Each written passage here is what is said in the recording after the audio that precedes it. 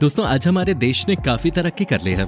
आज हम तरक्की के उस दौर में प्रवेश कर चुके हैं जहां भारत विकासशील देशों से निकलकर विकसित देशों की लिस्ट में शामिल होने के लिए लगातार अपने कदम बढ़ा रहा है। भारत के इंजीनियर और डॉक्टर लगातार देश के अलावा विदेशों में भी अपनी प्रतिभा का लोहा मनवा रहे हैं। टेक्नोलॉजी ने लोगों की जिंदगी को पूरी तरीके से बदल दिया है। गाँव शहरों में बदल रहे हैं और शहर स्मार्ट सिटी बनने की ओर अग्रसर है।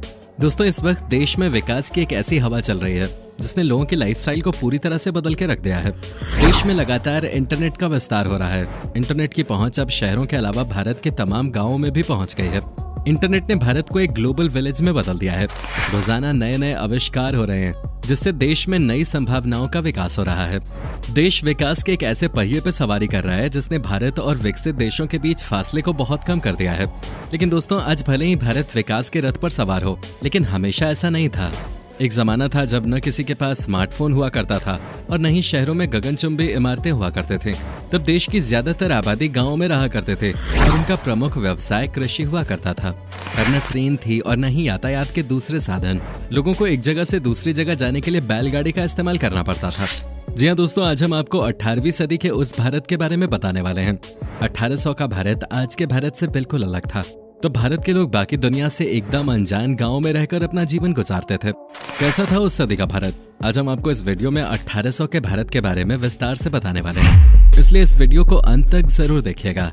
दोस्तों, तो चलिए वक्त के पहिए को 200 साल पीछे ले जाकर ये समझने की कोशिश करते हैं कि 200 साल पहले आखिर हमारा भारत देश कैसा था और उस समय के लोग किस तरह से अपनी जिंदगी जिया करते थे।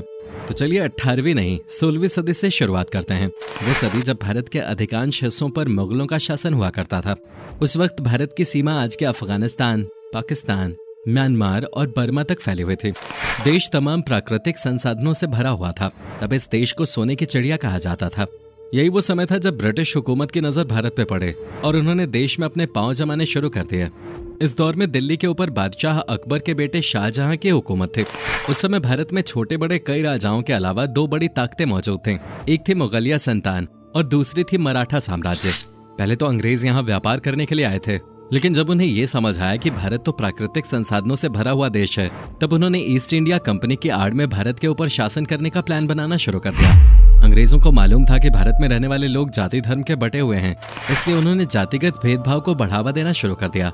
अंग्रेज इस इंतजार में लगे रहे कि कब भारत के लोग आपस में लड़ना शुरू करेंगे, और जैसा अंग्रेज चाहते थे हुआ भी बिल्कुल वैसा ही। उस समय ज्यादातर लोग धर्म, जाति और ऊंच नीच की भावना से भरे हुए थे और देश में कई लड़ाई दंगों की शुरुआत होने लगी। अंग्रेजों की कोशिश भी यही थी कि देश के लोग आपस में ही टकरा जाएं, लिहाजा वो अपनी कोशिशों में कामयाब रहे। आपस में लड़ने की वजह से कई साम्राज्य नष्ट हो गए। जो बचे उन्हें अंग्रेजों ने खत्म कर दिया और धीरे धीरे खुद ही देश की सत्ता पर कब्जा कर लिया। अपने इस काम को अंजाम देने में उन्हें 100 से भी ज्यादा साल लग गए। 1800 आते आते अंग्रेज पूरी तरह से भारत को अपने नियंत्रण में कर चुके थे। अंग्रेजों ने जब भारत पर शासन करना शुरू किया तो उस वक्त देश में जातिवाद पूरी तरह से हावी था। हर किसी जाति के अपने कुएं हुआ करते थे। लोगों ने अपने कामों को भी जाति के आधार पर बांट रखा था। निचली जाति के लोग गांव की साफ सफाई का काम किया करते थे। ब्राह्मणों का काम लोगों को धर्म की शिक्षा देना था और बनिए सिर्फ व्यापार का काम किया करते थे। सत्ता पर काबिज होते ही अंग्रेजों ने भारत में रहने वाले लोगों पर अत्याचार करना शुरू कर दिया। अंग्रेजों के आने से पहले भारत में रहने वाले लोगों का पहनावा धोती और गमछा ही हुआ करता था। अंग्रेजों के आने के बाद लोगों पर उनके कल्चर का खूब असर पड़ा।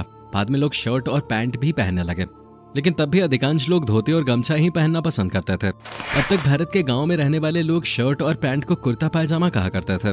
भारत के ग्रामीण क्षेत्रों में रहने वाले कई बुजुर्ग आज भी शर्ट पैंट को कुर्ता पायजामा कहते हैं। आज आपको शहरों में भले ही काफी ज्यादा भीड़ दिखाई देती हो, लेकिन उस जमाने में शहर एकदम खाली हुआ करते थे। 1800 में देश की कुल आबादी 16 करोड़ थे। ये 16 करोड़ आबादी उस अखंड भारत की थी जिसमें अफगानिस्तान और बर्मा जैसे देश भी शामिल थे। इतनी कम आबादी होने की वजह से ही उस समय ज्यादातर जगहों पर भीड़ भाड़ नहीं हुआ करते थे। लोग शहरों के मुकाबले अपने गांव में ही रहना पसंद करते थे। गांव में रहने वाले ज्यादातर लोगों के घर कच्ची मिट्टी के बने हुए होते थे। अपने इन्हीं कच्चे घरों में लोग अपने पूरे परिवार के साथ रहा करते थे। उस जमाने में ज्यादातर लोग संयुक्त परिवार में रहना पसंद करते थे। आज भले ही लोगों के पास करियर बनाने के लिए काफी ज्यादा विकल्प मौजूद हों, हों, लेकिन 1800 में लोगों के पास करियर बनाने के ज्यादा विकल्प मौजूद नहीं थे। तब ज्यादातर लोग गांव में रहा करते थे और अधिकांश लोग किसान हुआ करते थे। ये किसान पूरे दिन खेतीबाड़ी और पशुपालन करते थे और शाम को अपने घरों में आकर भजन कीर्तन और सत्संग किया करते थे। गांव में कभी कभी लोग एक साथ मिलकर चौपाल भी लगाया करते थे। इन चौपालों में गांव के सरपंच यानी कि जिसको गांव का मुखिया बोला जाता था, अपने गांव के लोगों के मसलों को सुलझाया करता था। गांव के सरपंच की बात उसके गांव में रहने वाले हर इंसान को माननी पड़ते थे। उस जमाने में बिजली नहीं हुआ करते थे। लोग सुबह जल्दी उठकर अपने दैनिक काम करना शुरू कर देते थे। बिजली नहीं होने की वजह से गांव के लोग रात में लालटेन और दियों को जलाकर अपने काम किया करते थे। रात में जो भजन कीर्तन होता था उसमें भी लोग दिए और लालटेन का ही इस्तेमाल करते थे। गांव में रहने वाले लोगों ने गांव के प्रति अपनी जिम्मेदारियों को बांट रखा था। कुम्हार से लेकर धोबी और सनार तक हर कोई गांव में अपनी अपनी जिम्मेदारी को संभालता था। इन प्रोफेशनल लोगों का भी जब दिन खत्म होता था तो ये भी रात में गांव वालों के साथ मिलकर सांस्कृतिक कार्यक्रमों में हिस्सा लिया करते थे। दोस्तों, उस जमाने में भारत में इतने गांव थे कि देश के गांव ही एक तरीके से देश था। इसका मतलब यह है कि देश के गांव ही देश को रिप्रेजेंट किया करते थे। अब शहरों की बात की जाए तो शहरों में सिर्फ अमीर बिजनेसमैन और बड़ी बड़े मिलों के मालिक ही रहा करते थे। जो लोग शहर से गांव जाया करते थे वो इन मिलों में एक मजदूर के तौर पर काम किया करते थे। उस समय गांव के लोगों से मिलों में बहुत ज्यादा मेहनत करवाई जाते थे। आज मिलों और बड़ी बड़ी फैक्ट्रियों में जो काम मशीनें कर रही हैं वो काम इन मजदूरों से मशीन की तरह करवाया जाता था। इन मजदूरों से घंटों काम करवाने के बाद इन्हें बहुत कम वेतन दिया जाता था। एक डेटा के अनुसार सन 1800 के आसपास एक यूरोपियन क्लर्क की सैलरी 40 पाउंड थे, वहीं एक आम इंडियन की तनख्वाह 40 गुना कम थे। इससे आप ये अंदाजा लगा सकते हो कि भारतीय किसानों की क्या आय रही होगी। इसके अलावा किसान हर साल बाढ़, सूखे और लगान की मार भी झेलते थे। देश में बिजली 1880 तक आ चुके थे, लेकिन तब भी बहुत कम गांव ऐसे थे जहां बिजली पहुंच पाए थे। हालांकि अब तो ऐसा नहीं है। अब तो सरकार ने हर एक गांव में बिजली पहुंचा दी है। हालांकि उस जमाने में लोग बिजली के बल्ब को देखने के लिए शहर जाया करते थे। दोस्तों, ऐसा भी नहीं है कि उस समय सभी भारतीय गरीब थे। उस वक्त भी भारत में रहने वाला एक तबका काफी अमीर हुआ करता था। यह अमीर लोग अंग्रेजों के काफी करीब हुआ करते थे। ये अमीर लोग हमेशा इस फिराक में रहते थे कि कैसे भी करके अंग्रेजों के साथ उनकी दोस्ती हो जाए, और अमीर अपनी सूझबूझ और स्किल्स के माध्यम से ठीक ठाक पैसे कमा लिया करते थे। आज जिन बीमारियों का इलाज मेडिकल साइंस की वजह से संभव हो पाया है वो बीमारियां उस वक्त भी मौजूद थीं। हालांकि उस वक्त हैजा, प्लेग, मलेरिया, पोलियो और कालरा जैसी बीमारियां लाइलाज थीं।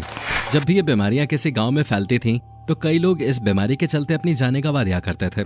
इन बीमारियों की कोई दवा नहीं थी और लोग इनके सामने बेबस थे। ज्यादातर दिक्कत प्रसव में होते थे और जानकारी के अभाव के कारण कई महिलाओं को प्रसव में ही जान से हाथ धोना पड़ता था। इसके कारण कई सारे बच्चों की भी जिंदगी चली जाती थी। और बात करें उस वक्त के उन चुनिंदा लोगों की जो वाकई खुश थे, तो बस ये वो लोग थे जो या तो अच्छी किंगडम में रहते थे या अमीर थे। उस वक्त दबे कुचले लोग गरीबी और बदहाली के कारण बेबस थे। और बात करें एजुकेशन की तो उस वक्त 10% से भी कम भारतीय पुरुष पढ़े लिखे थे और 1% से भी कम महिलाएं शिक्षित थीं। और इनमें से ज्यादातर आंकड़ा शहरों का ही है। गांव में तो इससे भी बदतर हालात थे। हालांकि ऐसा नहीं था कि पढ़ न पाने की वजह से वो लोग स्किल्ड नहीं थे। वो लोग स्किल्ड थे और अपने कामों में माहिर भी थे, लेकिन कम पढ़े लिखे होने के कारण लगान जैसी चीजों में डील नहीं कर पाते थे। भारत के लोग उस वक्त पैसों से चीजें खरीदने की जगह एक्सचेंज व्यवहार मानते थे। जैसे एक मटके के बदले 2 किलो चावल या 5 किलो आटे के बदले 3 किलो दाल। ज्यादातर गाँव में ऐसे ही व्यवहार होता था। चीजों के बदले चीजें दी जाती थी और इस तरह गाँव में सभी लोगों के पास सब कुछ पहुंच जाया करता था। और इस प्रकार गांव से अनाज बाहर बेचने जाने की जरूरत भी नहीं पड़ते थे। तो दोस्तों, 18वीं शताब्दी का भारत कुछ ऐसा था। उस समय कुछ चीजें बहुत अच्छी थीं तो कुछ बहुत ही खराब, और ऐसा लगभग हर समय में ही होता है। हर समय कुछ पॉजिटिव और कुछ नेगेटिव एक साथ ही पाए जाते हैं। तो आपको उस समय का भारत कैसा लगा, और क्या आप उस वक्त की किसी चीज के बारे में जानते हैं जो आप हमें बताना चाहें? हमें कमेंट में लिख के जरूर बताएं। वीडियो देखने के लिए आपका बहुत बहुत शुक्रिया।